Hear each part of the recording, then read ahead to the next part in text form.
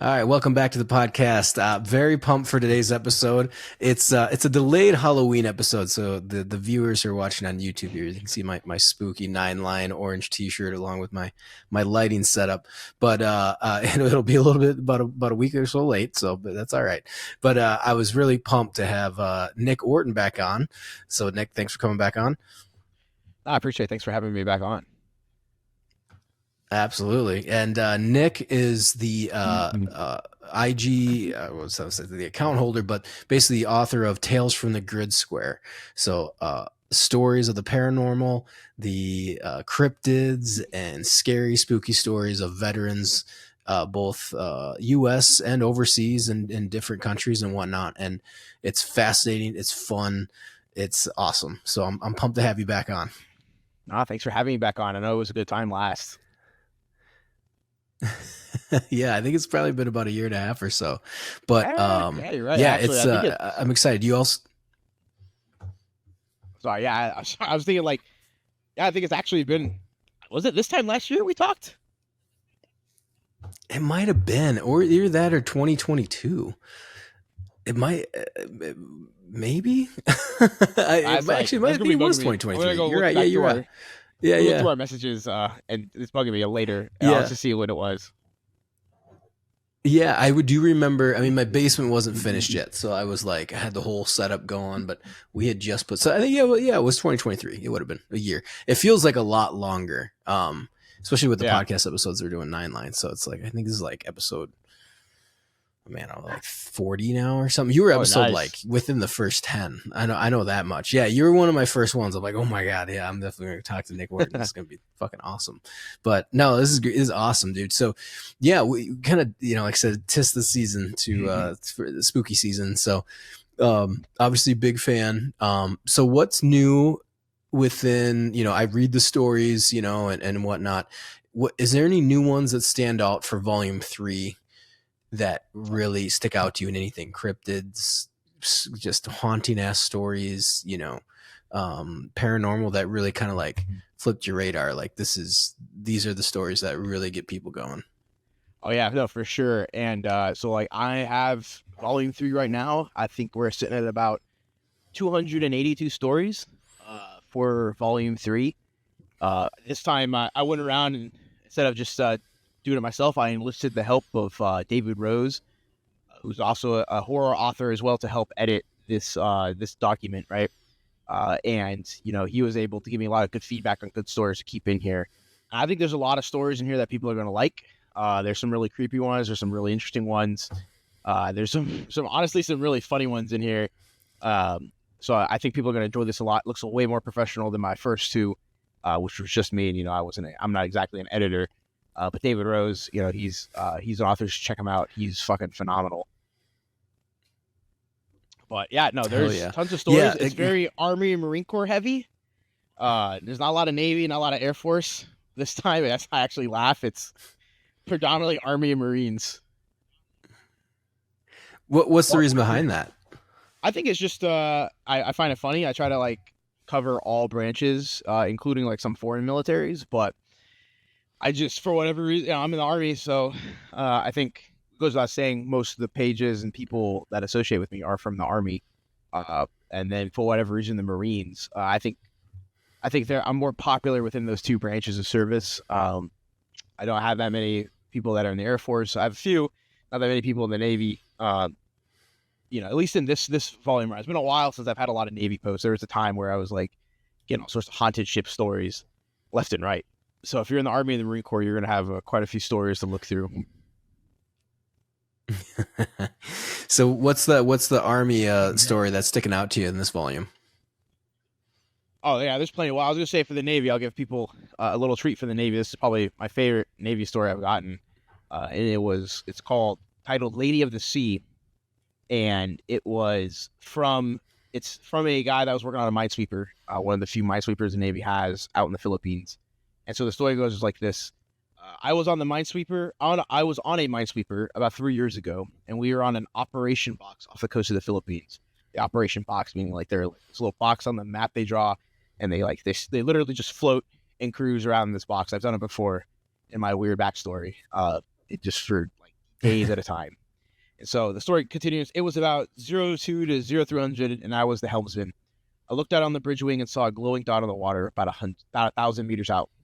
The OOD and I called up to the forward lookout to see if he was seeing what we were seeing. He said it wasn't showing up in the thermal, so he told us here he would look through the big eyes, which are like big binoculars. He seemed unnerved with the radio, and he wouldn't say what he saw. I was told by the OOD to switch out with another crew member, go forward to see what was going on. I reached the watchstander and looked through the binoculars. Immediate chills went through my bones. It was a lady in white just floating, watching us on the water. I closed and rubbed my eyes, and I looked closer. She was maybe 500 meters out. Like anything on the ship, word spread instantaneously. All watchstanders topside were tracking some ghostly thing. My friend came to the position and took his camera out. He zoomed in and tried to take a picture. We looked, but nothing was captured on the image. Suddenly, I heard a shriek, and my buddy and I looked back up, and the lady was gone. I went back to the bridge, and the OOD said the thing zoomed towards the ship and disappeared into thin air. No one that night reported that incident, and no one ever since has mentioned it. After all, who would believe us? We never saw anything like it again. Love it. There's not that many sea stories I hear, but that's a good one. Mm-hmm. Well, and like I say, I think it just serves to everything else that, so that's why I love your books and like guys write it in and be like, this is our experience. Like, there's no like crazy story behind it or whatever. It's just like, this is what we saw. And I always keep going back to that. It's like, there's something else out there, and there's say realm, like especially with the paranormal activity of like, and spirits and energy and stuff like that. And I imagine the sea, it's just loaded with that stuff, especially like maritime, like what happened through the year, like, hundreds and hundreds of years and the deaths at sea or, the ships that are lost and stuff like that. And it's nuts. I mean, like you said, you encounter, especially this is what I loved about your stories with, especially in Afghanistan. I always go back to that because of the Russians that were there and that were killed. And then the Marines or the army that fought in Afghanistan, they're like, we were hearing Russians. We were hearing Russian transmissions, and we heard Russian voices. We'd see Russians within the line, which is, it's insane, but you're like, yeah, probably, like I believe them, and more people say, yeah, we saw that too. And I think especially something like that on a Navy ship with like, the advanced optics and stuff like that, you're just like, and multiple people seeing that, like, I'm not the fucking crazy one here. It's not one guy walking into a room and that's it. It's like a whole bridge is like, oh shit. You know what I mean? And it's like, yeah. And so, that's wild. Like the recent like you bring up a good point, like there's all this crazy shit that's happened out at sea. And so I'm always surprised that I, for the lack of trying, have not really gotten that many submissions from people in the Navy. Especially, I just try to find out, maybe it's one of your listeners is listening to this now. You would think it's been like over 10 years from the incident, the USS Nimitz incident, where they chased the Tic Tac UFOs. And there's a whole slew of people that witnessed those things, including the pilots, cover up that happened afterwards. I've had no one come forward to talk to me about that, except for like on off the record, somebody who had already been like televised came and discussed it with me. It's kind of just verifying some of those things. That and then more recent, when that Navy ship was out off California, definitely not outside Catalina Island or San Clemente Island, where they got swarmed by a bunch of UFOs, UAPs, and they got the video of one like going over the water and like dipping into the water. I've never had anyone from the Navy reach out to me for the lack of trying to find people. So if you're listening and you saw something like that, like definitely hit me up on the page. Keep you anonymous. Always would like to hear more. Before we keep going with the podcast, I want to drop this week's discount code for 9line Apparel. We're not just a brand, we're a lifestyle that celebrates the spirit of freedom, courage, and American values. Go check out our gear, including hoodies, glassware, flags, jackets, hats, patches, and much more. All materials are ethically sourced, so every shirt you buy is free of slave labor. As a veteran-owned and operated company, we also take pride in giving back to those who've served. Your purchase helps us contribute to charitable initiatives supporting veterans and first responders. This episode's discount code is TALES20 for 20% off 9line Apparel products. I say again, TALES20, TALES20, not 10, not 15, 20%. Not 25 because that's a bit excessive. So get over to the store and get yourself 20% off your next purchase. While you're at it, like, listen, and subscribe to the 9line podcast for future discount codes and more conversations with amazing guests like today. Now back to the podcast. That's wild. And so what incident was that? Is that within the last few years, or that like said that Yeah, it was so dipping in, it was all around? I think that one was in 2018, where it kind of got big, and it fizzled out. It's always funny, these things fizzle out very quick, because somebody leaked, not a video of it. Well, they declassified a video of this like object on FLIR. They're using one of the 20 millimeters on the ship to track this object on the FLIR going over the water of one of them, and it literally like dips into the water, like straight down, just like that. Another individual leaks a video on Twitter that showed like it was from the radar, and it showed like 20 or 30 contacts around the ship all coming at it at once. You know, and people are like, what the fuck is that? What's going on? You know, people are like legitimately freaking out over this, as they should, you know, but I've never been able to connect with any of those sailors on that ship. You know, I'm sure there's reasons for that as well. Yeah.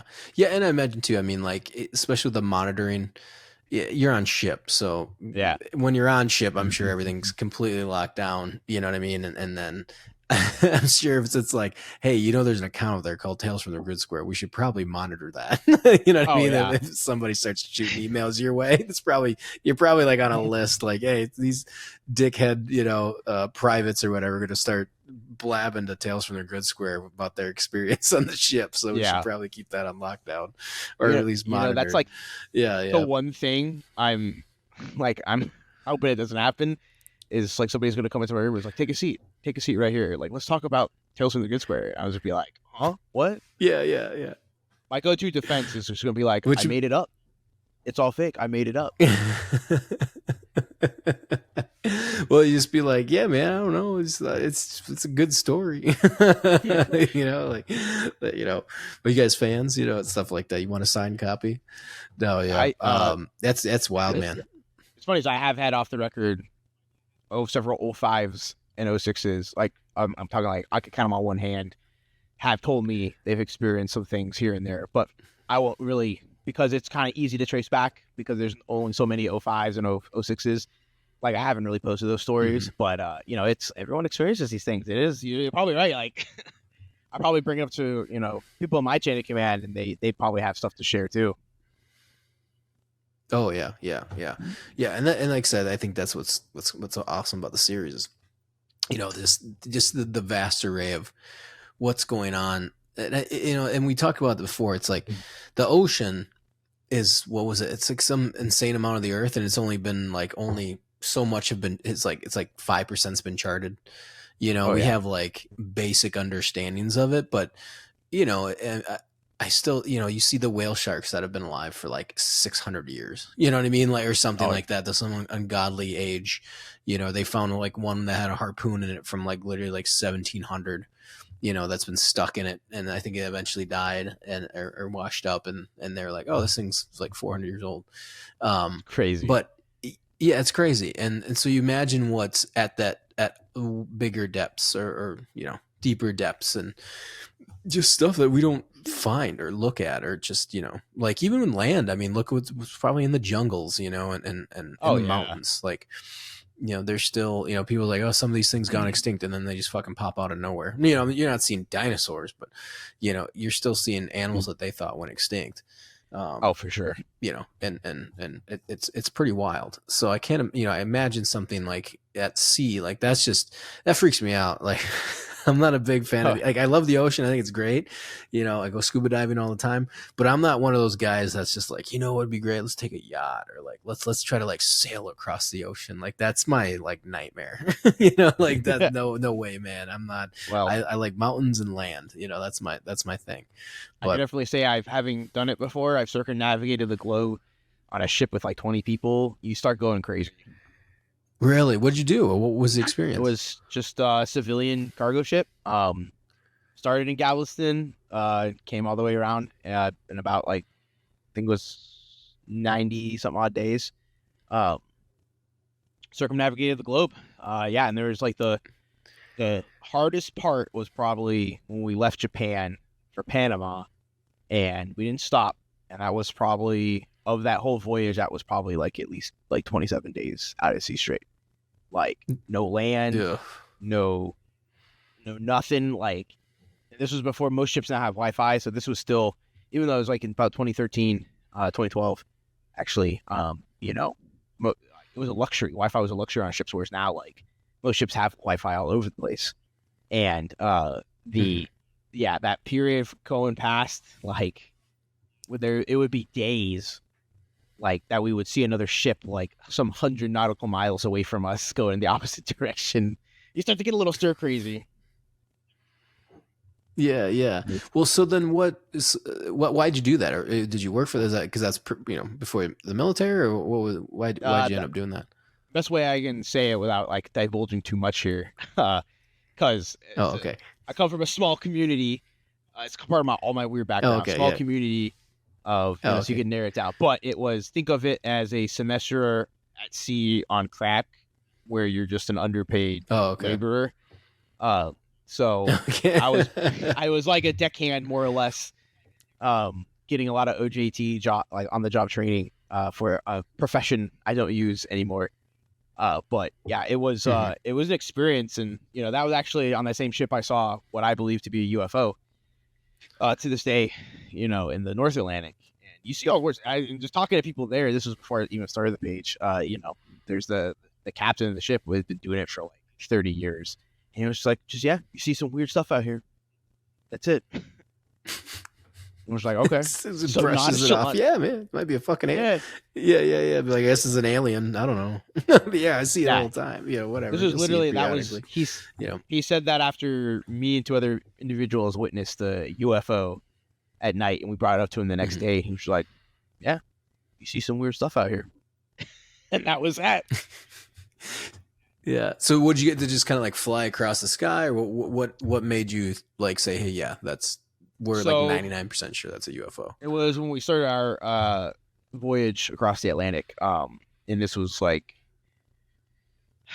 probably like August, maybe July, August timeframe. And it was the Perseid meteor shower. I can't remember the exact time frame, but it was during the Perseid meteor shower, which just occurred not too long ago. And so when you're out at sea, there's no ambient light. Like you can see every fucking star in the sky.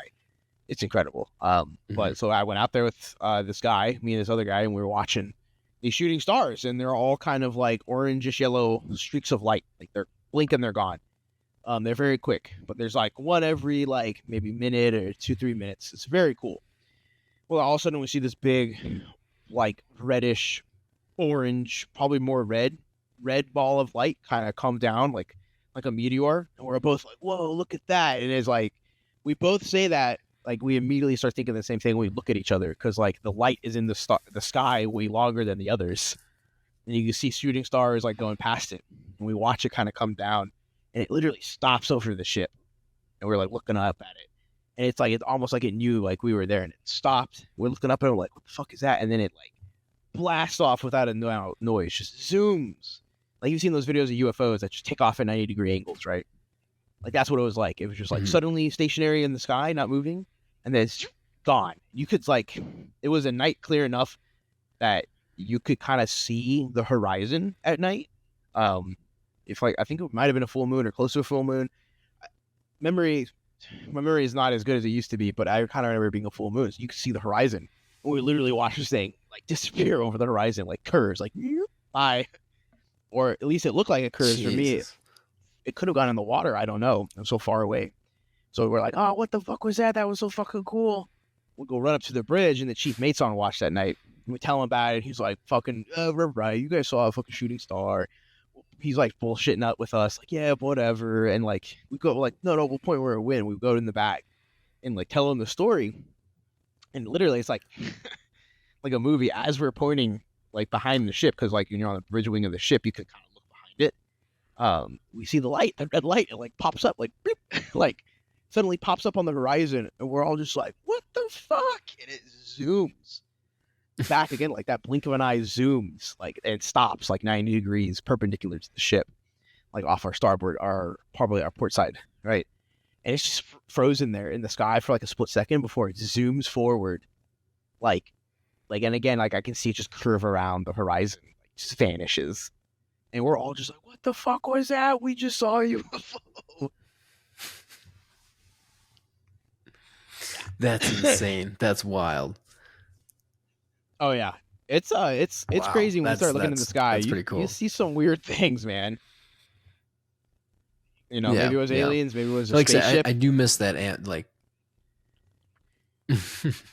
yeah. I mean, it's what's wild too. I mean, especially modern times. I'm sure you've seen what's going on with SpaceX. With the Starship and like it catching. You know what I mean? Like the star. All that stuff is like holy shit. Like we're getting to that point. Of space travel. You know what I mean? Like Mars looks like it's within shot.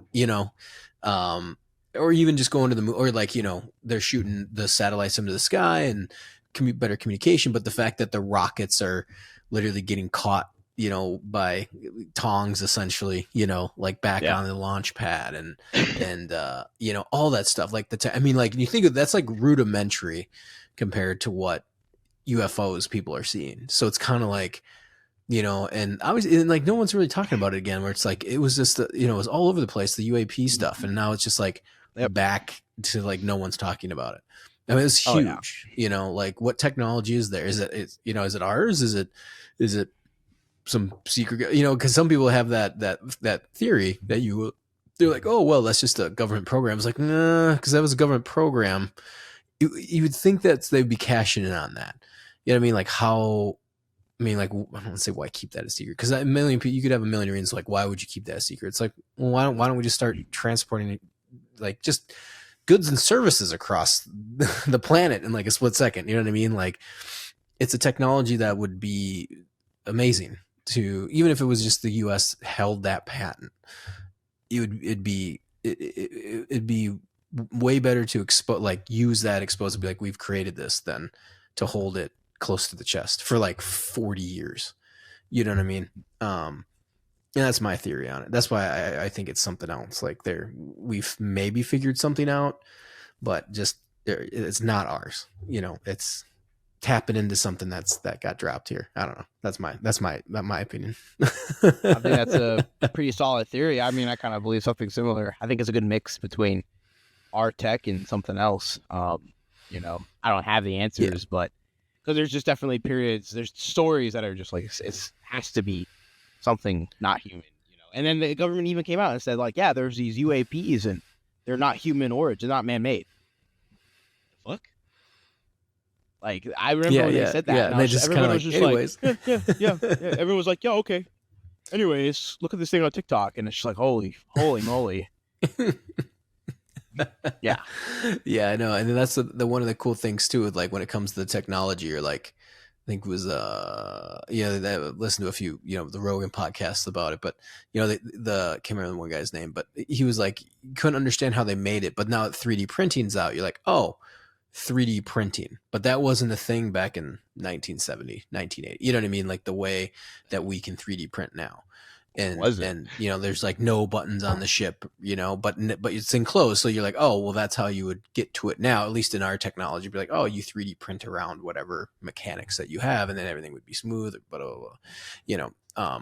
But back then you wouldn't have any idea, like, how the hell did they do this? Like there's no rivets, there's no nothing, like what do you, it's not forged. What could it be? And then you fast forward 30 years, and now you got your kid 3D printing bullshit characters on a like on a plate downstairs, and you're like, oh, that's how they did it, or in a rudimentary way. But yeah, it's wild, man. That's sick. So what's crazy is like any other go ahead. Oh, sorry. What's crazy is like you bring that up but like think about, maybe they could 3D print back then. Like SR-71 was the fastest plane alive. And it was like from the 60s. They made it in the 50s. That the stealth bomber and the B-2, they're like 50 years old. They're old tech. Mm-hmm. That stuff was flying way before it was public knowledge. So maybe, yeah, that stuff is out there. That's why I personally think technology is more advanced than the public knows. It's just by the time we get it, it's outdated. If that makes sense. Yeah. And I agree with that too. I agree with that to a certain extent, but I think maybe just because obviously like the internet was created like by the army or whatever, like doing the internet type thing, network. And so, and obviously other stuff as well. I think that kind of reigns true up till, I don't know, maybe like in the 2000s, I think the internet now in the public sector, like I think the civilian sector moves much faster than our military does, in my opinion, you know what I mean? Like, because it's like, how fast can the private market, especially nowadays, especially, I want to say AI, all that kind of stuff, but it's like the government's not producing the AI models, that you would think they would, because they have all the money and then they're willing to do the R&D. It's like, it's not, it's all coming from the private sector. I think it might have done a flip flop now, especially like, because I think of like the Ukraine war, like, yeah, they're like, oh, we got all this really cool Lockheed Martin, whatever. It's like, no, we're not even using that. They're using FPV drones to get shit done. And it's developing very quickly. The tactics are developing very quickly, and the weapon systems and whatnot. So you're kind of like, I feel like it moves much faster in the public eye, but like I said, I might be wrong. But, sometimes I think the government nowadays is probably a lot more clunkier than what it was back in the like 60s and 70s, like when the information couldn't get out and it's not widely available to everybody. And, it's a lot easier to suppress.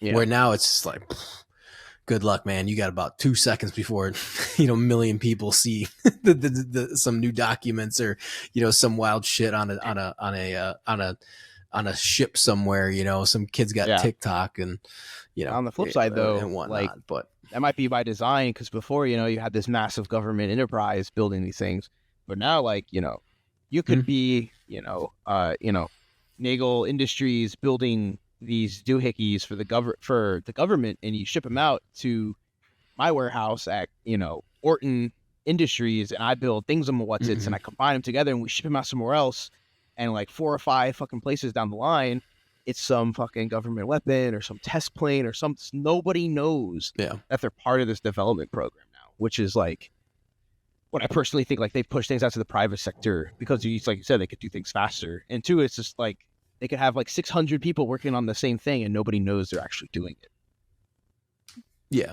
Yeah, that's true too. I mean, that by all means, I'm sure they absolutely do that as well, especially these days. But yeah, no, I agree. I mean, I think that's, it'd be interesting to see in the next few years, how things go, especially with SpaceX, not to get all political, but see what happens tomorrow. For everybody listening, it's November 4th right now at like 7:42 p.m. Central Time. Oh, God. So I'm probably just turning off my phone tomorrow. I think I hate politics.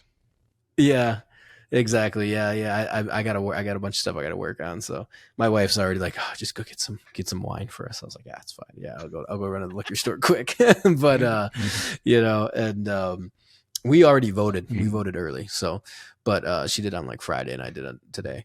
But what was I gonna say? Yeah. So hopefully, I'm hoping this episode gets out on Friday. So that's my goal. So it won't be too far behind.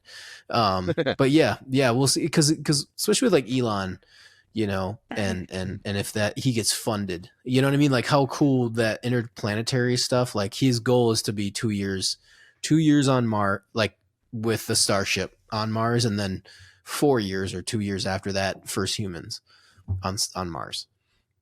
It's like insane that, and I believe it too. It's not even like a pipe dream, it's like NASA, 1960, we got to get to the moon. You know what I mean? It's just like motherfuckers doing it, like they just I think they rescued the astronauts, right? Did they bring them back? I heard they were there till like February, but then I thought I heard something that they came back already, but I might be wrong. The one that Boeing fucked up. And they're like, oh, sorry, you're supposed to be here for a week. It was no shit. We looked it up. It was like, they're supposed to be there for 7 days. And then they're like, yeah, we can't get you for another year because the Boeing Starliner got screwed up. So, but yeah, I thought that was pretty wild. But, and I believe SpaceX is getting them off in February for sure. If not, they already snatched them up. But yeah. Anyways, but it's cool to see that developing. And like I said, who knows? Maybe we'll find out in 10 years what all these Tic Tacs are and UAPs, and hopefully like getting some flying cars and head over to Maui for the day. You know, do some cool shit. That's all I really want. I just want to be like, oh, I'm gonna go, hop in my UAP and buzz over to whatever for like within like 10 seconds or some crazy shit like that. So that'd be my favorite. That'd be awesome. But that's just me. Tourism. That's all I really care about. But yeah, man. So then, what is the Marine stories that are coming into like the Army? That was a solid Navy story. Yeah. What do you what's new on the plate? Let's see. I got quite a few to choose from. I'm rolling through the Army stories right now, and like I said, I break it down again like the other books, like training places at home. I try to find one that was like overseas. Like everybody likes the overseas stories or for folk stories and all that. I have a special place in my heart. Dude, one of my favorites. Stories. Oh yeah, yeah. Dude, one of my favorites. I'm not gonna lie to you. Is the oh man, the Mongolian death worm or whatever. Oh yeah. I believe it was. Dude, that's my favorite. That's one of my favorites. Like I legit believe that. Like I want to. Party wants to go to Mongolia and just hang out and see if I can see that motherfucker. Like I 1000% believe that story. Like I don't know what is it in me that I just like that Russian dude doing operations. I think it was Russian, right, or something like that. Yeah. He was like doing the joint operations with Mongolian, forces, and they saw that and they're like, and the way he wrote it was just like, yeah, they're like, yeah, that happens. And you're like, yeah, of course. Like, why don't we know anything about this? It's like part of their culture. And they're like, yeah, it's a big fucking worm. Probably eats like goats and shit. And he's like, oh my God. And they're like, yeah, man, like, don't go out there at night. That still like sticks out. It's one of my favorites. It's one of my favorites. It's haunting. Yeah. It's haunting. Yeah. I feel like that's real. Yeah. Have you seen the movie Tremors? Like you probably. Oh fuck yeah, dude. We just watched that. Like a dumb question. It was me and my wife did. Oh yeah, yeah. I grew up with that. Was crazy. It's funny you bring that up. So me and my wife, we didn't for this year. We just been busy, man. Like I've been editing the Embed Actual Vet TV series, and then my wife's been busy. We have a new, I'm sure the newborn. Mm-hmm. So I got a 5-month-old, and so it's just like we just can't find time. Like October, we love it because we'll sit down, we'll watch scary movies like all day. We can't. I got a 3-year-old, so we were watching Spidey Man. We can't like pop on Aliens and and everything else like we used to, and like every night we'd watch Friday the 13th or Aliens or The Thing. She'd suck it up and be like, okay, I'll take one night, you can take your night, so like watch the thing. So but we managed like one night to watch Tremors. Like it was like the 1 to 2 scary movies, or I shouldn't say scary, but the horror action, whatever you want to call it.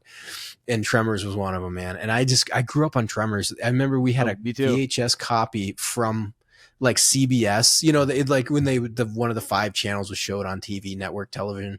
So like growing up, I had a crappy copy of Tremors recorded off of TV with all the commercials, and it was just one of the movies because you just didn't have a lot back then for you record something and you watch for the next fucking 10 years. So we had one of those, and so Tremors always holds a special place in my heart because I've been watching that since since I was 5-6 years old or something like that. Yeah, I'll throw it at you. I've watched. Yeah, that's what it reminds me of. Yeah, and what's fucking crazy is like there could be a fucking graboid in the Mojave Desert just fucking marching on people, and like we'd never fucking know.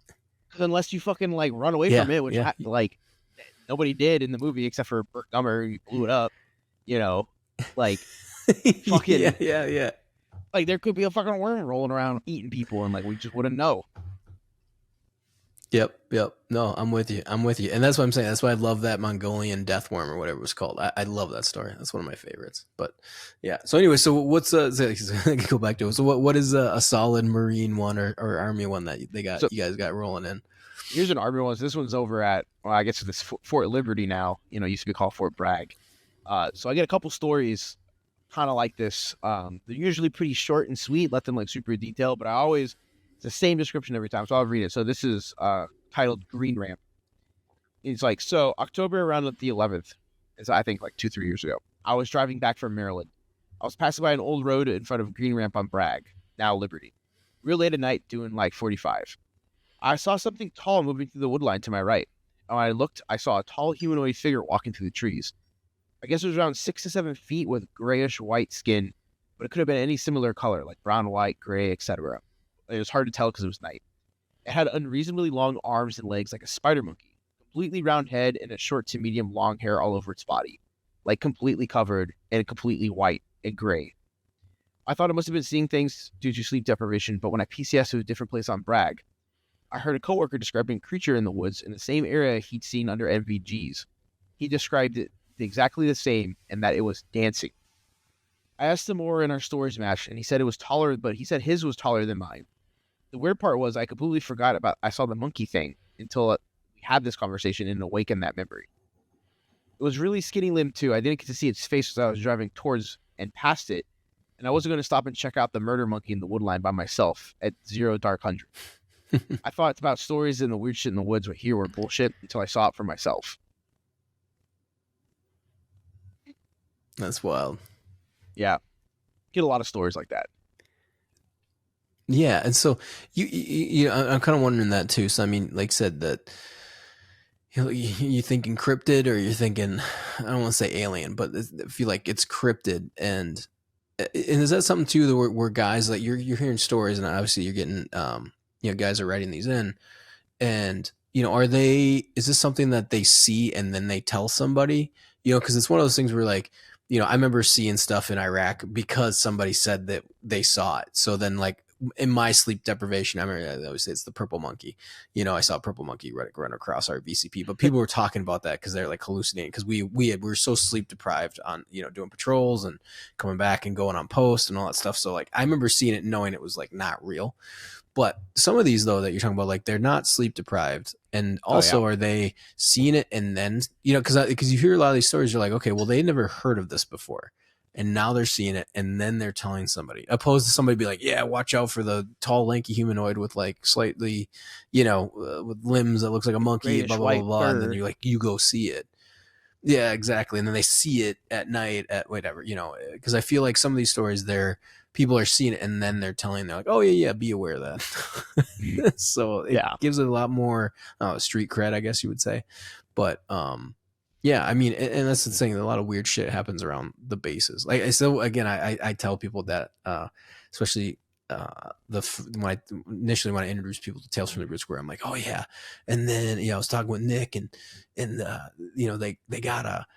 they found, a ritual site, like, in the backwoods, that of like these abandoned homes and stuff like that. And they're like, no way. And, and like tell them the stories and like what the guys that that have gone in the back ranges or whatever, and they're off doing whatever. And the government bought up all these homes, and then there's a bunch of people that run around. Like, how would you know? Of course, that's like the best place to go and do weird shit, if you want to go do ritual sacrifices or whatever the fuck, and it's creepy as hell because no one's out there, and the only time everyone goes out there is military to go to training, and then they're not out there that long either, so, it's a lot of weird shit can happen, Oh yeah. not just in the backwoods, but like on this planet. So it's for sure. It's insane. Like it's yeah. And I think it's cool with the technologies, because before you hear the tales of it, people were talking in pubs back in like 3, 4, 5, the last few thousand years, but now it's like everyone's got a story, and it's moved so fast. Oh yeah. Like I said, the I think it was like the wolf, not the wolf man, but the one with the guy like actually getting grabbed, and it came from 3 different angles. The Dogman one, like that's creepy as fuck. Like they're like, no shit, we saw it. This is another kid. Like it was the same night. Everyone's like, yeah, and that fucking grabbed the one dude, and then the one guy saw it, and it came from like 3 to 4 different accounts, and it's just it's insane. It's just, and it's creepy too. Like just feeling that that's real. Especially on a training op. To be like you said, you're like, oh yeah, this is different because it's one guy's out there walking around, see something, but it's a different when there's like a squad or platoon that gets involved, Oh, yeah. So you have multiple people seeing the same thing. Like you can't ignore it.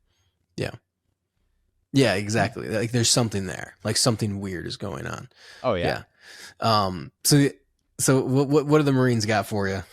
All right, for the Marines, let me give it a good scroll down here. Marines are always hilarious. Like, I swear to God, like everyone's always fucking with Ouija boards or fucking haunted barracks rooms or fucking there's always like every other Marine, every third Marine seems to be like a self-proclaimed Satanist or something, like fucking bonkers, Some, yeah, yeah, like on yeah, Horno, like some and weirdos. like I grew up around Camp Pendleton. I grew up in like Oceanside, California. I graduated high school out there. Okay. I remember because I've always had interest in this stuff. I remember people telling me stories about Bigfoot on Camp Pendleton, out in like the fucking boonies where like the buffalo are and shit, or like the ghost hikers when you go up like on the fucking ruck trails and shit, and you'll be rucking and all of a sudden this dude will pass you and he's like dressed up in like 1950 garb and just vanishes, like a couple steps in front of you. And I remember reading all that, so to hear those stories, like stuff like that come through, I guess it's just kind of interesting. There's a Horno skinwalker over at Camp Horno. There's apparently all these like tunnels and caves all over Camp Horno, and the Marines out there say there's like skinwalkers and shit living in them and crap like that. Maybe it just might be crackheads, but Yeah. Same difference.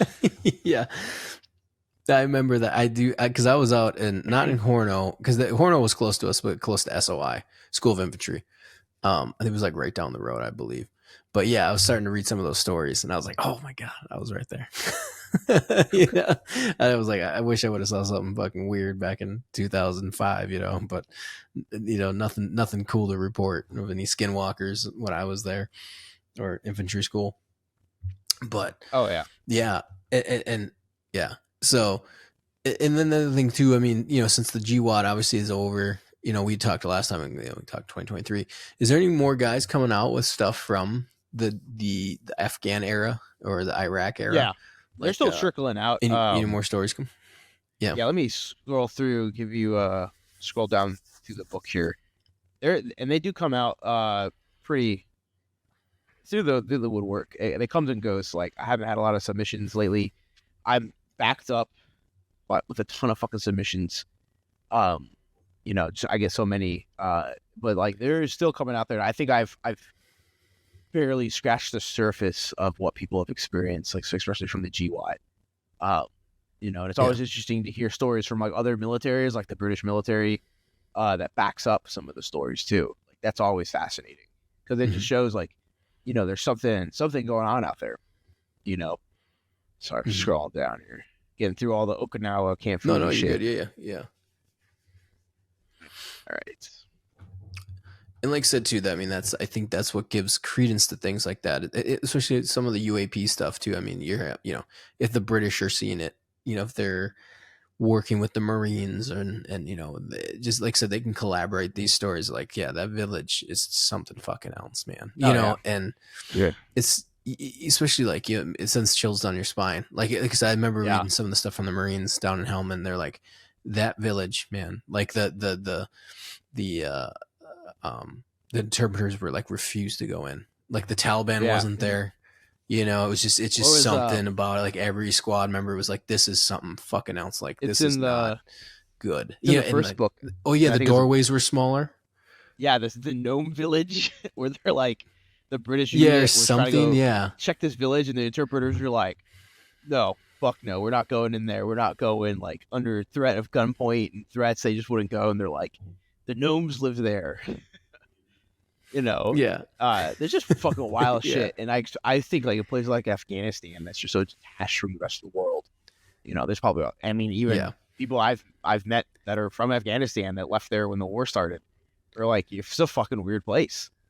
I'll give you a quick Afghan story. This one's short. So this is from Nowzad, which I also, from talking to other Marines, this place in Afghanistan, it was like really haunted. There's like haunted schoolhouse. The Taliban took over and executed people, and like the Marines, like, staffed it, and it was all sorts of weird shit that they fucking experienced there. But this is a separate one. So this story goes, most of the weird stuff I've seen is just drunken grunts, but I can tell you a story about a ghost on the fob in Nowzad. We believed it to be the ghost of Private Gray, a British soldier who was killed there. A lot of us saw him in the 08-09 deployment with 3-8 Lima. And there's some 2-7 guys out there that saw him as well. You see him mostly on post 7, a one-man post that is covered it covers the approach to the ECP, but also covered the LZ. Fob Gray area was always creepy, of course, and the nighttime, city at night was also creepy. It was basically abandoned city, just us and them, but every time you went to the old British part of the fob, you felt like being watched, where On Caffaretta, the marine side, you didn't feel that. I stood post 7 times. I stood post 7 a few times on rotation, and you would see out of the corner of your eye the outline of a British soldier, recognizable by their distinguished Kevlar shape, walking into the area. When you'd look, he was gone. There were no Brits there anymore, and they left in mid-November 8. A few guys reported seeing him wandering around the old British part of. So we got the Nowzat, ghost of the British. Did they know? So they knew exactly who he was. That ghost. Yeah. So I guess talking to him further, I didn't include this part in the story, but there was a period where they had interlapped with the British, and the British had told him, like, that this guy had died here. They had seen him on the fob still. So that's where, like, it's kind of gets interesting because you have two different, militaries reporting the same thing, and this poor private is just still stuck on duty on the fob somewhere in Nowzat. Makes you wonder if he's still in that fucking area. Yeah, right. Still pulling security. So beyond the stories here that you're getting in here, we'll roll into. So you wrote the transcript, and are these 11 of your original story ideas? Yes. So I've been working on the transcript for like the last probably 2 years, and before anyone fucking says it, because I know someone's fucking thinking it, no, I don't write any of the stories on Tales from the Grid Square. No, I don't use an AI writer, Coparter. They're all submitted. I know someone's thinking it, but I did write the transcript. Those are all fiction that I wrote myself. I just have to say it because that's awesome. I mentioned it once and somebody was like, "Oh, so you made up all these stories?" I'm like, no, I didn't make up all the stories, you numbnut. You see, like, that's insane. Like that's so wild because there's so to many. That conclusion. Like, it took me 2 years to write 11 short stories. You think like, you think I was gonna jump into like I'm gonna write one every day? I'm not that good. Yeah. So the transcript is. Oh, sorry. Go ahead. No, I was yeah. Go ahead. So the transcript is it's published through Dead Reckoning Collective, and it's a fiction work. It's 11 short stories that I wrote myself, kind of I guess in the horror genre, if you will. Kind of the same theme, like just military encounters to paranormal, right? And so there's some good cryptid ones in there, some ghost stories, some UFO stuff. I try to keep it pretty varied. There's some really good stories in there. Nothing is really like nothing is really someone's story that I've taken and adapted, right? I've obviously I use some of the stuff people have submitted in for what's the word I'm looking for? Inspiration. Inspiration, yeah, inspiration. But none of the stories in there are anything remotely like resembling like somebody's story, right? Except for I will say there's one that is slightly based on someone's experience, but it's more like they told me the story. It was really interesting and cool, but it was honestly pretty like boring and like mundane. And then I just was like, this would like I really wanted to hear like some more action in this. So I kind of went from there and, wrote a story based on that experience that has a lot more action in it, because, nothing cool ever happens like that in real life. You're not going to go and walk in and see a vampire, and have a gunfight with a bunch of vampires. No, it never works like that. So why not write a story where it does? Yeah. Where the platoon's exactly, where the platoon's actually getting in a firefight with like a cryptid.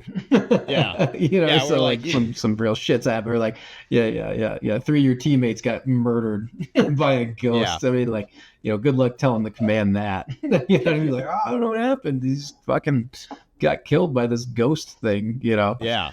And whatnot. But yeah, exactly. You got to spruce it up for the fiction writing. Yeah, and so I think there's a pretty good mix in there. I can kind of give like a brief overview. There's story about kind of like the Yetis, there's about one by aliens, one about ghosts. There's a few that are kind of centric around ghosts. There's there's one that I wrote. The first one I actually wrote a long time ago is in there that I adapted into like a longer story that takes place in Hawaii. There's the one of the stories in there is kind of when I took inspiration from the old science fiction novels where it's like this Roman legion gets transported forward in time to World War II, or like what was that one series where it's like this West Virginia town gets transported to the Middle Ages and changes the course of history. So I wrote one like that. There's a story in there where I make reference to the Angel of Mons legend, which is kind of like a lesser known World War II story, a World War I story, if you will. So I personally think it's a pretty good variety of stories for people to enjoy. So feedback I've gotten is people enjoy it. It's very interesting. I will say I avoid the trope of I hate it when like, here's this horror story and everyone dies or nobody wins. I'm like, fuck that. Like, I want people to win. I hate nihilistic endings and crap like that. So you're going to see people kicking paranormal ass and shit like that. And hopefully I love put it, man. some tearjerkers in there. Nice. I love that. Well, I'm with you on that, and that translates into film as well. And when I went to film school, that was that when you're a film student, you have like it depends on how old you are. It was really funny because you kind of write what you know. Well, a lot of kids are younger, so a lot of it they're like, nihilism is the easy way out. It's just like, and then they die, or something, or like, and then heartbreak, and like, yeah, boo, yeah, So we would make fun of that stuff, and it was great because the professors were in on it too, because it was a community college, but it was like it was a great film school. It was like down and dirty. We worked with like reds, digital red cinema cameras and lenses. Like it was awesome. It was like this crazy, cool, amazing crash course for 2 years. And it was like, you either take the tools and make something with it or you don't, like we're not here to hold your hand, like if you want to do this, here's the tools to do it. If not, fuck off. Like you can, whatever, waste your money. And that was kind of like the running joke. And I had made my first short film. It was, I think it was after my first year. First year, I think, or something like that. And, yes, first year, and then my second semester, and it was like this like female. It was like this interrogation, and this like female agent gets the shit kicked out of her, and it's like an action, and then she gets revenge and like kills the guy, and then hunts the other guy and kills him, with a chainsaw. Like it was fun. It was a blast. And then my professor came over. He's like, yeah, I really liked your short film, your project. And I was like, oh, well, thank you. He goes, yeah, it was refreshing. And I was like, oh, what do you mean? He goes, yeah, typically the female just gets the shit kicked out of her, and then that's it. She just dies. She doesn't get back. She doesn't get revenge. He's like, you had like a cool, happy ending, revenge ending. He's like, typically the students don't do that. They'll just be like, oh no, she some bad happens to her, and she's like a domestic abuse, whatever, spouse, and then she dies.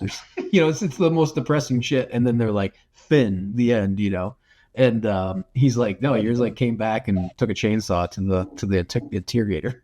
So he was like, yeah. I enjoy that. I was like, yeah, man, like I want to, like, I'll be brutal, but I want a happy. I'm here to be entertained, so I'm going to make entertaining things, But yeah, I know what you mean, like the nihilism of it's like, well, that's just what it is, man. It's like, no, man, I want to see, some some ghost, some ghost that's ass, or some weird like, shit. Well, I want to see a crypt get you fucked see the up. comments of Tales from the Goods were like, oh, no one could fight a Bigfoot. I'm like, okay, M2 Browning 50 cal says otherwise. Like, I like to see Bigfoot catch his M67 Yes. frag grenade to the face.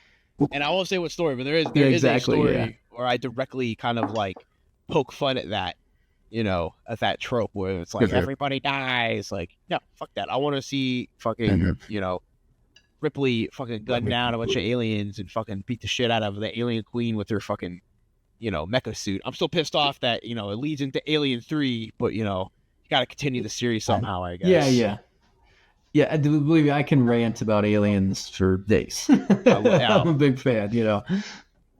And the nerd history behind all Alien 3 and everything. And be honest with you, I love Alien 3. Go on a tangent. Special edition Alien 3. If you ever see it, yes, phenomenal. I have, yeah. Like, it's phenomenal. And like, I got the Alien quadrilogy when I was in high school. It's my junior year, 2004, December. Best Christmas gift I've ever gotten in my life. And it was 60 hours of bonus behind the scene footage. And this is pre-YouTube. This is pre-everything, It's a DVD. I listened to all the commentaries, Ridley Scott commentary, the James Cameron, David Fincher hates Alien 3. It's his first film. He doesn't even talk about it. He barely acknowledges it. And all these and all the cool special behind the scenes, Alien Resurrection, alternate endings, all special edition footage. Anyways, so yeah, Alien 3 special edition is actually a great movie. Like it's really fucking good.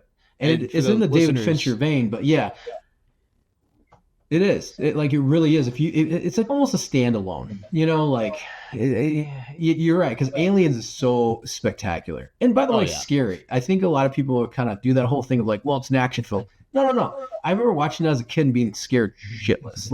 And you watch it has that creep factor to it, even though it is a lot more action. It's still scary, it's still scary. The Marines still have issues, Yeah. It's good. He balances it very well. Yeah. Yeah. But you know what? The big twist at the end everybody talked about is already done. Alien Resurrection did it. And you know what? Everyone hates Alien Resurrection. I'll say Alien Resurrection fell flat, but you know what? It went in it went in a good direction. Yep. Dude, and this thing is, I was a fan, and I liked it. That was my buddy. Was like, "How do you feel about Romulus, Alien Romulus?" And I was like, "You know what, Fede Alvarez, great film director, great horror film director." And I was like, "It was a step in Romulus was a step in the right direction." Like, I love Ridley Scott. Don't get me wrong, but Prometheus and Covenant, man, God, it sucked. Not the movies we wanted. There's the tidbits of lore that I love on both films. But as a whole, I'm like, these aren't, the motivations don't really make sense. The story doesn't quite develop the way you want. I do like that they go to this other planet with the kind of the engineers, but with this other society in Covenant. But then Romulus is great because it's a standalone, and you got to see these mining colonies that you're always hearing about, but you don't see. And that was really cool. And by all means, Romulus has flaws, but I was happy. I was in the theater with my wife, and we were like, we gotta fuck it. That's the one movie. We've got a babysitter. We're gonna go see this. We're gonna go see the movie. And we had a newborn, 3 months old. But we're fucking going. So grandma came over and took care of the kids. And I was not disappointed. It wasn't amazing because my expectations were so high that I was like, this will never be satisfied. There's nothing that the Alien franchise can do that will redeem itself from the last 10 years. There's you just can't. And but Romulus was a step in the right direction. I was like, it's cool, standalone. They did a lot of member berries. You're kind of I don't know, all right, let's why it's just one of some of those tropes. But that being said, you got to see the facehuggers running around. By the way, that scene that she's in the cargo bay and the aliens dropping down and she's trying to do that, I was freaked the fuck out. And there's the water coming down, and it slams down on top of her, and it doesn't know she's there, and it's dude, I was like, oh my god. It was genuinely fucking creepy. I was like, oh shit. And it was good. It was good. It was really, I say it was really good. I'll definitely buy it by all means. It'll be part of my film collection, but I could rant for that for hours, man. I'm with you. I could go on and on about aliens, but no, it's, I agree with you. I think the nihilistic aspect of, you want, I'd say, man, fucking have a good, happy ending. It doesn't have to be happy-go-lucky, but make it brutal, but make it a good ending, heroes can be sacrificed, but at least have good reason, a good ending. I think that's harder. I think when people do the nihilistic route or the subvert your expectations bullshit, I just think that's just talentless writing. Oh yeah. Especially that's my opinion. That. No, yeah, and it's just so it's not. I can't stand nihilism because it's the indomitable human spirit wins out more, and plus people get nihilism completely wrong.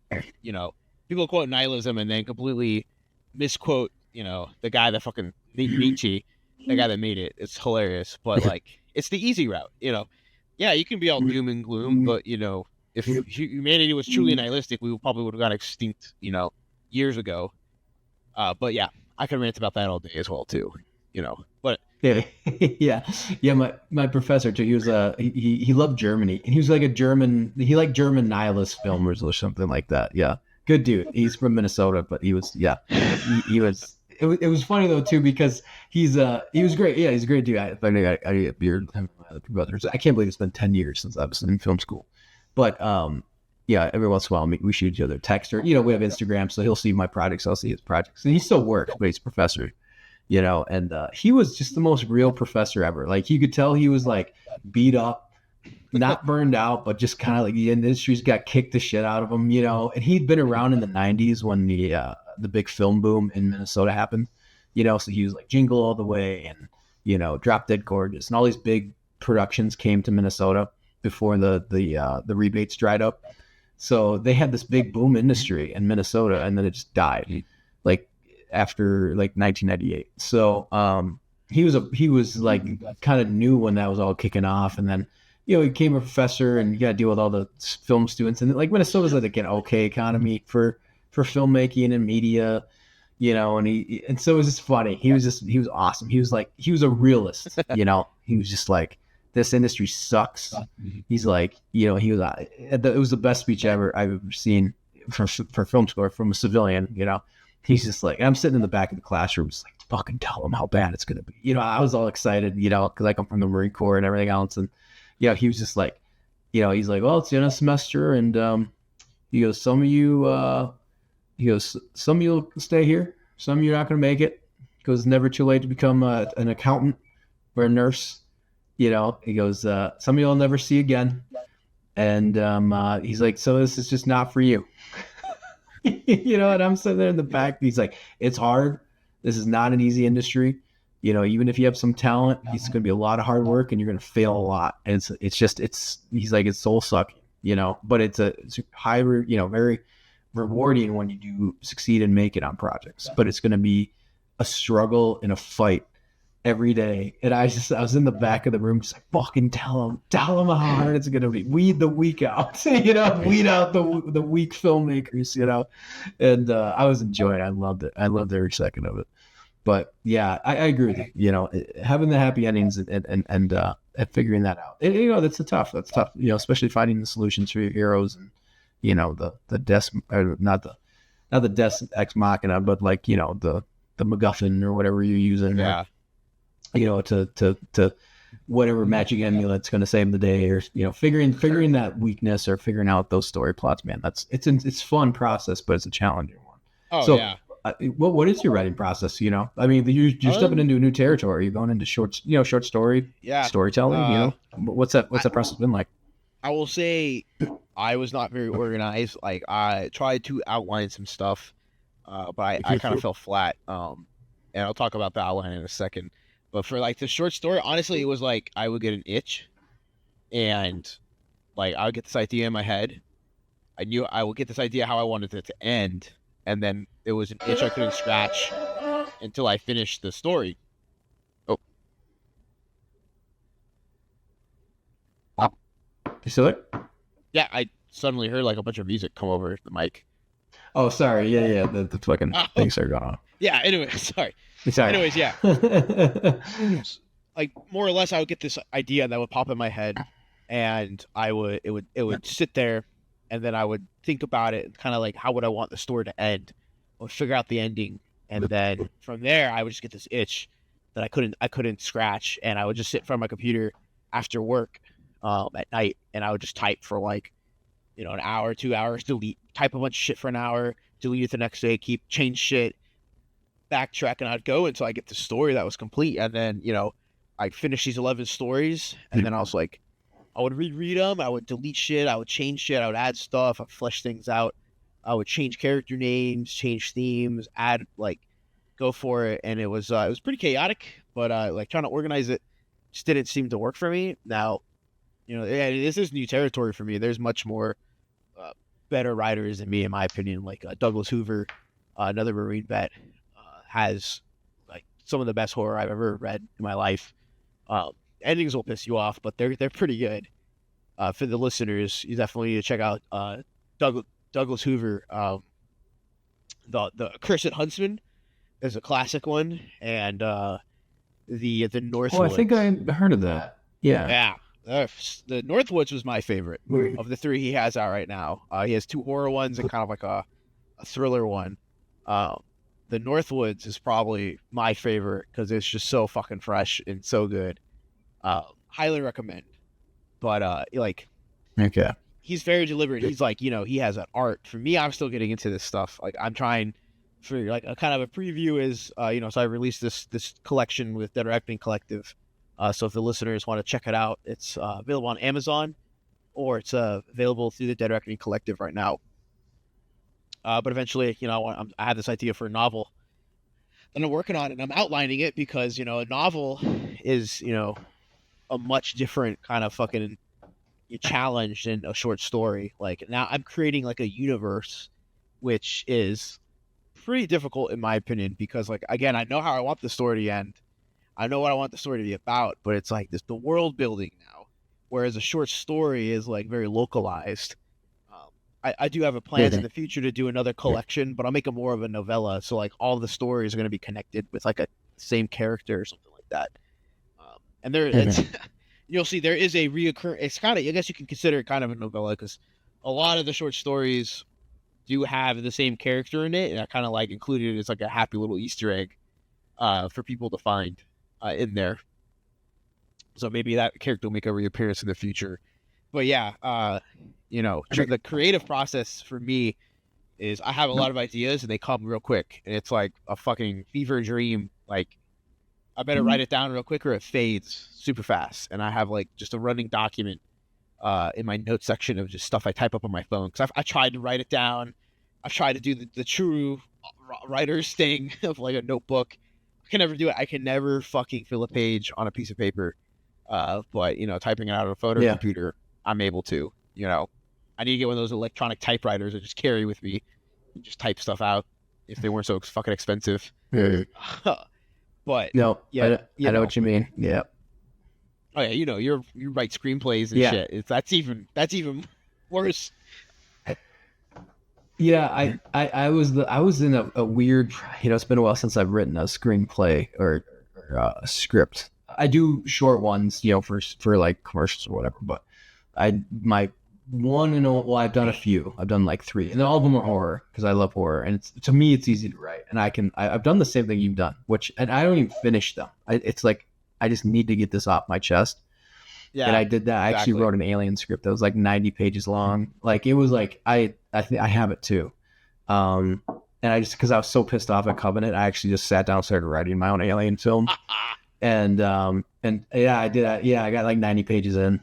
And then, script wise. And then there's a few other horror films I watched. Like, fuck this. Like, this is not what I wanted. This is what I think it should have been. And I'll write the first 30 pages, 40 pages, and I just leave it. Because it's just an idea that I wanted to get out there.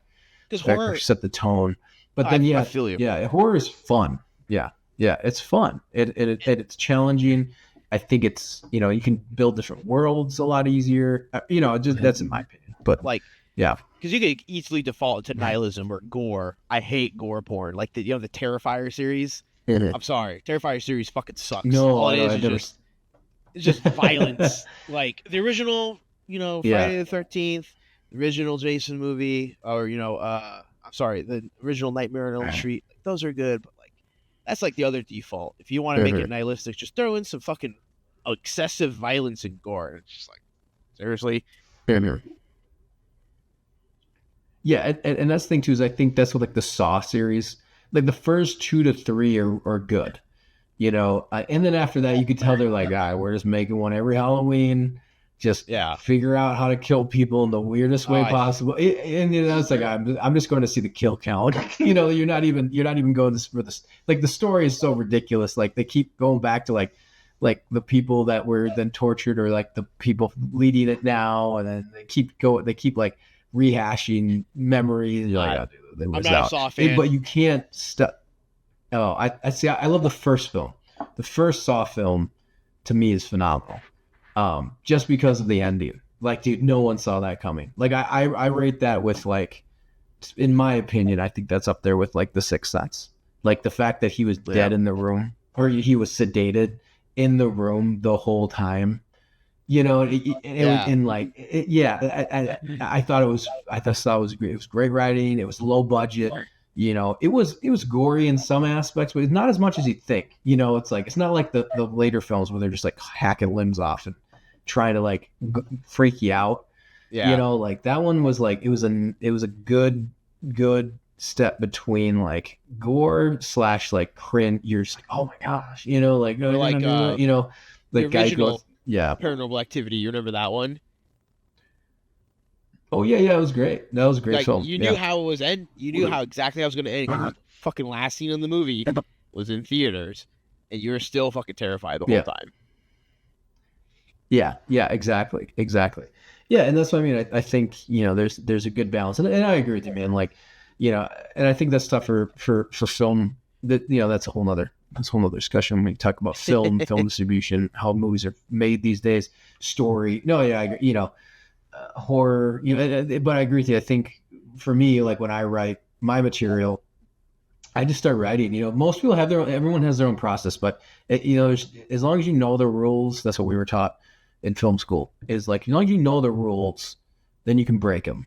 You know, and it doesn't mean you have to do the like outline and the characters. Dude, I my one script, I had multiple ideas. I just started writing, and I wrote, and it's the only full length screenplay I've ever finished, and it's like 105, 110 pages long, I think. And I actually kept working on it because it was nice because I was forced to finish because it was in film school. It was like I took an extra after I graduated, got my associates in cinematography. It was like, hey, I'll do one more screenwriting because I wanted to get my screenplay done. So it would like force me to get like the A, you know, like, hey, you know, to get an A, you got to finish your shit. And so basically that whole, I don't want to say whole summer. I think it was kind of like, it was like June, July, part of August was like, hey, you know, get your, you know, get this done. We'll critique it in class and we'll fix. And that was kind of like my baby. It was like, awesome. Now I get to work. I'm forced to polish this up, you know. And but yeah, I started that script and I just kept writing. You know, the first 45 pages, I just kept writing. You know, it's like, go. You know, just whatever's in my head just went to paper. And just kept going. It was all in my head, you know. And then if you're, you know, obviously you're getting paid or you're forced, you know, then you probably should start writing shit down, but you know, and figuring it out. But you know, passion wise though, sometimes you hear about the film directors or screenwriters, man, they'll write the first draft and they just throw it away because you have to get it out of your system and then you have to work through it and it's in their head, you know, they'll figure it out. And people do cue cards, man. You watch like, you know, I'm not like, I'll just keep it filmmaking, but like you see Francis Ford Coppola on Apocalypse Now, like the behind the scenes, he is a fucking cue card master. And so you'll see him have his cue cards and it's like, and he, you know, he's got the typewriter, you know, it's the 70s. So it's like, dude, it's not like us where we're like, well, delete. It's like, dude, you fuck up the page. Like that's just the fuck up. Like you gotta rewrite everything you just did. You know, it's like, you know, he's like finger pecking. But he's got his whole outline. He'll like move a scene and he'll have like the master note cards and he'll like move the scene here. And so it's like physically he can see where the story's going with cue cards. It's a cool, but that's another process, man. I don't do it. I don't know a lot of people that do, but that's a process that people do. But yeah, man, I agree. It's fun. Like I think horror is fun and there's a lot of avenues you can go with it.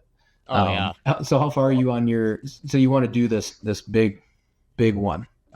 Yes. So, you know, story. How far are you, or, you know, what are you thinking? I got like a proto outline done right now. And it is going to be like I have an idea for a 3-book series.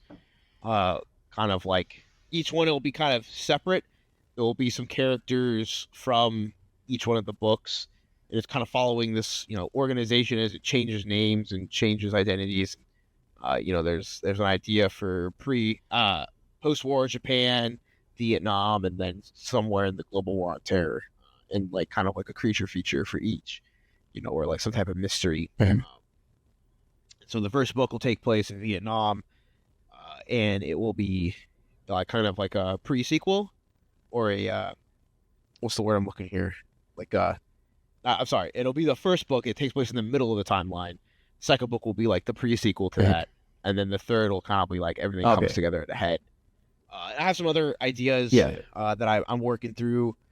like some more kind of like exploring like lesser known cryptids, you know, kind of like getting more into like the ghost, or like write a good like haunted house story, or like an alien one that like a good UFO alien one. Have a couple different ideas that I could talk to you about, you know, that I'm working through, but it's still very proto. Uh, it's one of those things is like I can't force myself to sit down and do it because I'll just get nowhere. I have to like suddenly get this scratch, like this itch, and it's just like I literally like I don't fucking hang out with people. I give my family the attention they need, and then like once all the kids go to sleep, I get my computer out and I'm just sitting there on my bed. Like my wife will be asleep, and I'll just type into the night, or research shit or look into crap. And that's just I guess how my process works. I can't force it, or else it'll just never happen. It just has to suddenly be like, click. I guess we're writing now. Yeah. No, I get it, man. I get it. That's awesome. So is this something, Tales, are you not to give too much away, but are you gonna? I know you've been in the Army for a while. Is this something that you wanna, are you gonna do Army career and do you 20 and then jump into writing, or where do you kind of see something a little bit bigger with Tales? I know we have something in the works for you. Yeah. Can't talk too much into, but yeah. But on the writing side, or like, is this something that you thought you'd pursue before? Like, hey, maybe rock and roll into the, I don't want to say like, Jack Carr did it. I have know nothing about the book industry. So I can't imagine, the challenges of trying to become like a big author within the book community, unless you're a fucking Navy SEAL or something. But it's is that something that you're thinking of, or possibly a career path? How to be a successful military writer. Step 1: wear a funny hat or have a funny badge. No, I joke. Yeah. It's brand new territory, and the team at Dead Reckoning Collective has been my publisher and have been great. I've met some Buck, William Bulliard. Buck. He's a good friend of mine, like has helped me get through. I kind of work through these processes. Douglas Hoover I've connected with, and many others that like just being able to bounce ideas off of people, and realizing that you have a story in your head. You just need to figure out how to put that story into words for people to read and cohere it, right? And Tales from the Good Square gives me enough inspiration to like kind of figure it out. And like to what you were saying earlier, I would not have the hubris, I think, to say that I could stop doing the Army and focus solely on this quite yet. I think I'll probably stay until 20. That's my goal. I'm still on the old systems. If I can get to 20 and get a retirement, I will keep writing in the meantime and keep creating. That's going to always be a passion of mine. I don't like fucking golfing, so it's not like I'm going to be doing that as I get older. But I do like writing. I do have some ideas. I think getting into the novel world, writing a novel, that will be like a long-term project. Like I'm not going to have something like this time next year. Like I will hopefully be in the midst of something, but it's probably going to be like another 2. I would like to have something in like 3 years at the most, but ultimately it'll be like a 2 to 3 year project whenever I finally sit down and start cranking on this, nice. At least for the first book, and I would love to have something out. I would love to try to make a move for the Bram Stoker Award. There's a book called Dream Baby. I don't know if you've ever read it. It's by Bruce McAllister. No. So Dream Baby is by Bruce McAllister. It's kind of like a lesser known Vietnam War book. And so Bruce McAllister isn't a veteran, right? But he writes this book about a shadowy government organization that's like trying to, find people that are psychic or remote viewing, or people have like these gifts, right? And so Bruce McAllister wrote this book after interviewing hundreds of veterans of the Vietnam War about their experiences where they foresaw their own deaths and avoided it. They saw other people die. They predicted things. They were able to heal people, had out-of-body experiences. Like, it's a very interesting book because he writes this whole fictional story based on true events that he has researched. And I would like to one day get to a point where I write a book like Dream Baby. It's a fantastic book. I have it in my house. I've read it. It's just like, it's a really good story. It's even better when you remember that Bruce McAllister, like, he interviewed people that said these things happened to them, that said, like, this, a guy that was in a firefight and all of a sudden he was outside of his body and was able to, like, walk towards the enemy without getting, like, dying, and, like, see exactly where they were hiding in the wood line, come back to his body, and then drop artillery exactly on those spots. And it's a crazy book. I highly recommend it. Yeah. Oh yeah, no, it's super fascinating when you look into it. And I would love you to had some of those stories.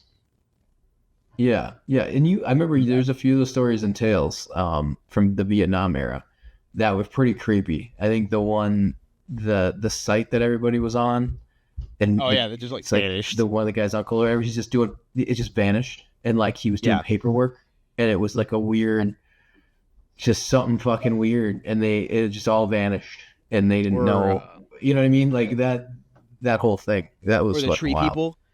I posted an article from military.com about the tree people seeing them in Vietnam, and then I had 2 people reach out to me saying, like, that's a new one. Yeah, it's in the first book, and so I originally posted the story on the page like 2 years ago, about, like, it was something reported by GIs of seeing ghosts in trees, and I had somebody, and it was like either like people are seeing ghosts in trees, or they're like zombies, or some crazy shit like that, that they needed flamethrowers to burn these down. And then I had 2 people, one was a spouse and one was a son, that came in to tell about the husband and the father respectively, who told them the stories about how when they were in Vietnam, you would look up into certain trees and you would see, like, dead GIs, like people that they had known that were dead, like their buddy that was killed yesterday, like watching them from the treetops, like looking down at them with Viet Cong or NVA and all sorts of dead people in the trees, like looking at them, and how, like, when the flares would go up and illuminate the trees, and you would see like a dozen people in the tree staring down at you, just watching. Really? Stuff. That's wild. That's creepy. I don't remember this. I was walking reread that. I don't remember that story. I believe I remember the rock book. Apes. Oh yeah. Okay. I'll have to check that one out. I've never really gotten a full story about the rock apes either.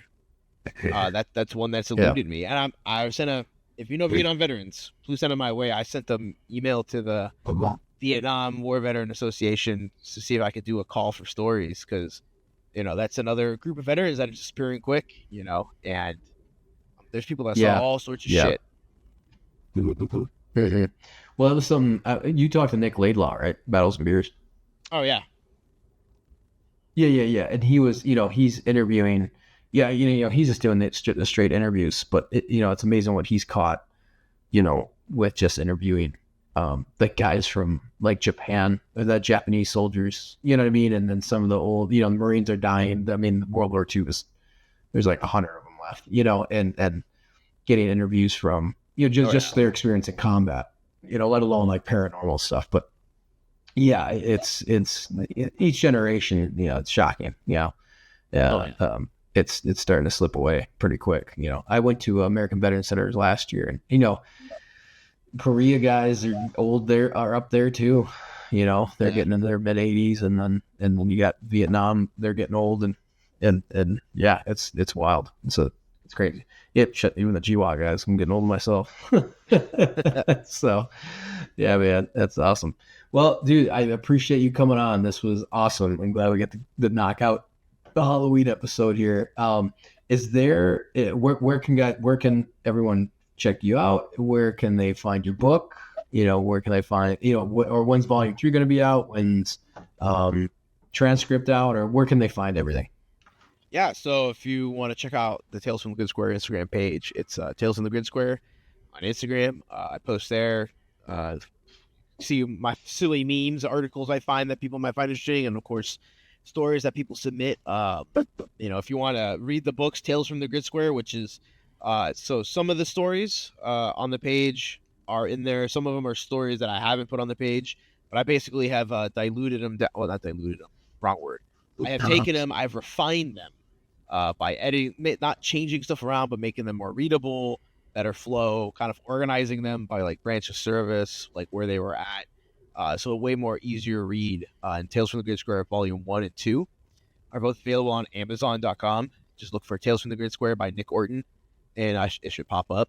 Tales from Good Square Volume 3, I'm currently working on. I'm done with it. Working on some final finishing touches. Going to throw in a couple illustrations in there. Make it a little nicer. David Rose edited it. It'll be another self-published work through me exclusively. That will be available hopefully in January. I would like it to go live in January, so we can kick it off and people can really enjoy it. And then the Transcript came out October 31st on Halloween. It's available through Dead Reckoning Collective if you want to get a badass t-shirt to go with it through their website, Dead Reckoning Collective. And also it's primarily available on Amazon as well.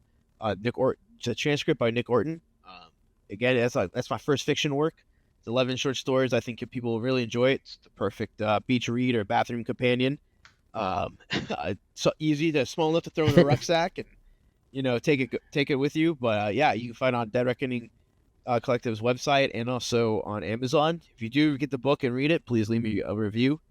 We would definitely appreciate that. Hell yeah, bro. Well, thanks for coming on. Thank you for having me on.